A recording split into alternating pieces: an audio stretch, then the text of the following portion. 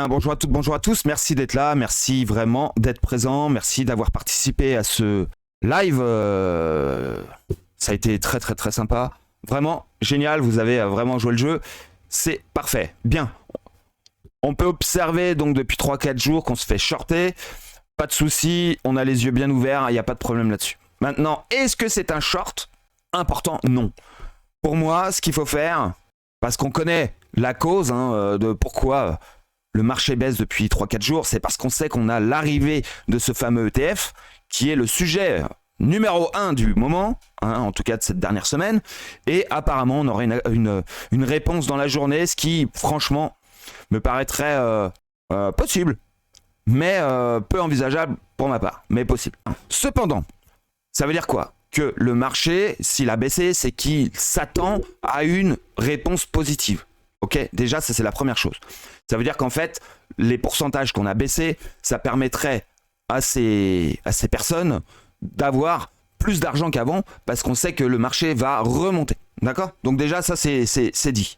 Donc en gros, on vole votre argent pour pouvoir qu'il puisse acheter plus et une fois que le TF sera accepté, la target monte. Bien.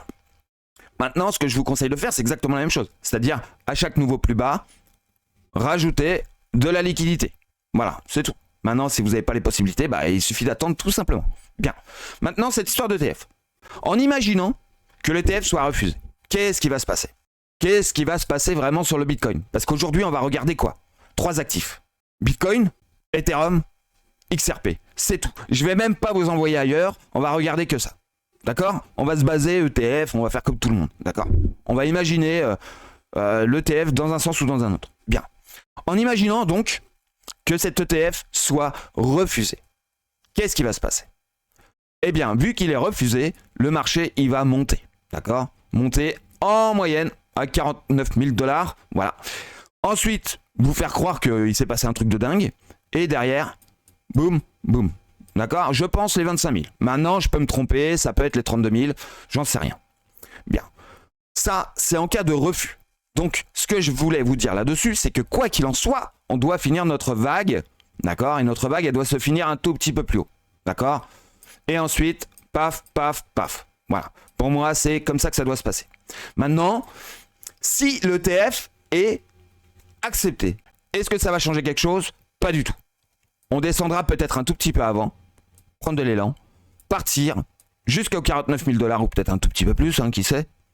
Et ensuite, la descente. Pourquoi? Parce que le but, c'est quand même de vous voler votre argent. Le scénario est le même. Si le TF est accepté, on se doute bien que les gens ils vont rentrer comme des porcs et à ce moment-là, ils vont vous prendre votre argent. C'est aussi simple que ça. Donc pour moi, je vois ça comme ça. Maintenant, je peux me tromper. Maintenant, si vous pensez que grâce à l'ETF, on va monter, non. Je pense vraiment que les gens doivent rentrer, d'accord? Mais que BlackRock, lui, il doit faire acheter ses clients, donc il va faire baisser le marché, d'accord? Et ensuite, il fait rentrer ses clients, et ensuite, il fait pumper le marché. On est d'accord?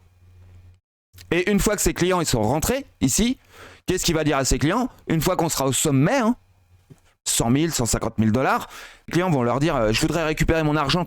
Bah attendez, vous venez de le mettre, votre argent.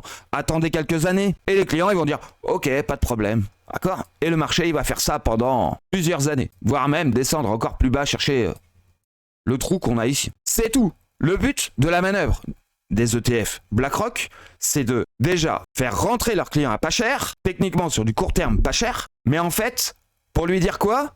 Il va pas lui rendre son argent, ça grimpe. Une fois que l'argent de leur client est bloqué là-dedans, eh bien, il va pouvoir faire descendre le prix et acheter tout ce qu'il veut acheter grâce à l'argent de ses clients. Entre autres, des États entiers, tels que l'Ukraine, par exemple. Oh, on va faire reconstruire l'Ukraine, par exemple. Ou donner des crédits à la France pour pouvoir qu'on ait tous une voiture électrique à 100 €, par exemple. Ou ce genre de choses. Donc en tout cas, ça filera un sacré coup de pouce à ces grandes firmes qui sont là uniquement pour vous voler, tout simplement. Ça, c'est Bitcoin pour moi, quoi qu'il en soit. On doit monter aux 50 000 max et ensuite descendre pour ensuite pumper. Ether, même chose. Il doit aller au 2006 là. Il doit aller aux 2600 $ et ensuite descendre pour ensuite pumper. Pareil. Et le petit dernier, parce que lui, il a des petits problèmes avec la SEC, tout le monde le sait, mais imaginez qu'il y a une acceptation de l'ETF Bitcoin, vous vous rendez bien compte que pour XRP, c'est une victoire aussi. Donc, qu'est-ce que lui va faire? Bien la même chose, mais peut-être un petit peu plus puissant. C'est-à-dire que lui, il pourrait descendre en cas d'acceptation, remonter, aller chercher, pourquoi pas, les 80 centimes, ou alors les 1,20. Ou alors, encore plus, lui pourrait targeter très très fort aux 2 $. Bon, je vais pas vous en faire un dessin, vous n'allez pas me croire sinon. Bien, maintenant vous avez 3 targets possibles. 80 centimes, parce qu'il faut qu'il casse les 76 quoi qu'il en soit. Les 93 centimes, voilà, parce que ça c'est une grande possibilité. Et vous avez les 2 $ ici où il peut aller entre les deux. D'accord? Voire même au-dessus. Voilà. Il peut très bien faire une target comme il a déjà fait. En gros, c'est tout ce que je voulais vous dire. C'est que quoi qu'il en soit, le marché, il doit monter sur du court terme. Ensuite, redescendre. Et ensuite, on aurait éventuellement ce bull run lié bien sûr au cycle traditionnel du halving. Je vous souhaite une excellente journée. À bientôt.